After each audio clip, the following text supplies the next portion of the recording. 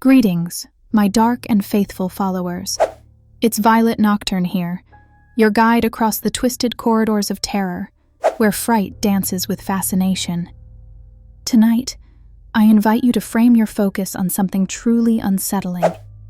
This is the 13th Frame, a portrait of madness and obsession, brushed against the dark canvas of reality. Have you ever wondered if photographs take more than just your image? Perhaps they take a piece of your essence, maybe a little more, or maybe everything.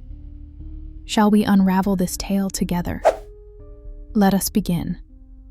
Our story unfolds in the life of Elliot Prescott, a man who prides himself on seeing life through a lens. An aspiring photographer, he would frame every precious moment, convinced that he could capture the soul of his subjects in a click. But, oh, how wrong he was. Elliot wasn't known to shy away from a challenge, and when he stumbled upon a peculiar antique camera at a garage sale, something primal stirred within him. It was old, heavy, and bore the marks of time, much like a weary traveler returning home. An inscription was etched along the lens, "For the moments best left forgotten." Intriguing, no? Elliot thought so too. He handed over the crumpled bills without hesitation, unaware that he had just purchased his ticket to a private hell. That night, as he cleaned the camera under the dim glow of his desk lamp, Elliot noticed a peculiar thing. The lens seemed to shimmer, as if holding 1,000 unseen reflections. Without thought, he raised the camera to his eye and snapped a self-portrait. The flash was almost blinding, and when his eyes adjusted, he stared at the freshly printed Polaroid. Oddly enough, his reflection stared back. Only, this wasn't him, not really. His eyes were sunken, his smile too wide, too jagged. He brushed it off as a trick of the light or the dust on the lens. But something deeper gnawed at him. You felt it, haven't you? That crawling unease just at the edge of your awareness? Sweetheart, Elliot was drowning in it. The next day, Elliot embarked on a new project, daring friends and strangers alike to pose for his decrepit new camera. The results were unnerving. His subjects appeared warped. One friend's nose was grotesquely elongated. Another, who confidently stood tall, appeared hunched and grotesque in the photograph. Yet they kept coming back. They insisted the images made them feel exposed, vulnerable, true. And oh, Elliot couldn't stop. It was intoxicating. Each snap of the shutter felt like a carving tool peeling away the polished surface to reveal the raw truth underneath. But with obsession comes consequence.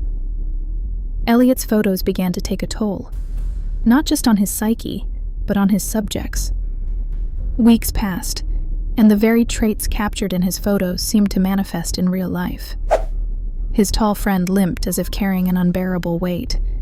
His roommate complained of searing pain in his distended nose, as if reality, sly as a slippery ghost, started to mirror Elliot's artistic vision. When Elliot questioned them, they had no answers, only bewilderment. His roommate moved out, his friends avoided him, and only silence remained. But silence was the least of Elliot's problems. The camera demanded more. His hands began to itch inexplicably when it wasn't in use. His dreams curdled into vivid nightmares where screaming faces erupted from frames. Then came the whispers. Haunting, relentless murmurs that ebbed and flowed like waves against the jagged rocks of his sanity. They echoed from the camera, seducing and admonishing him in the same breath. Did you hear it too? Just now? One day, Elliot finally resolved to destroy the cursed device. He smashed it against the floor, but when he looked down, it lay in pristine condition, unharmed, mocking him with its predatory stillness. In desperation, Elliot sought help, tracking down the elderly man who had sold him the camera. The man sighed, his expression riddled with guilt, and simply said, "Now it chooses you." When Elliot demanded an explanation, the old man only whispered, "It doesn't take pictures. It takes lives." And from then on, Elliot disappeared. His apartment remained untouched for months, layers of dust claiming his furniture, and unfinished films scattered as abandoned memoirs.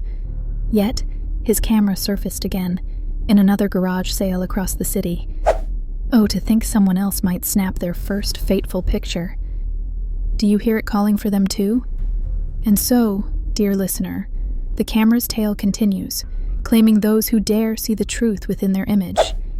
Do you still wish to take a photograph, knowing the 13th frame might be your last? Do be careful, won't you? Now say goodbye to the light and return to your blessed shadows. I'll see you again in another tale, another torment, another time. Until then, do sleep well, if you can.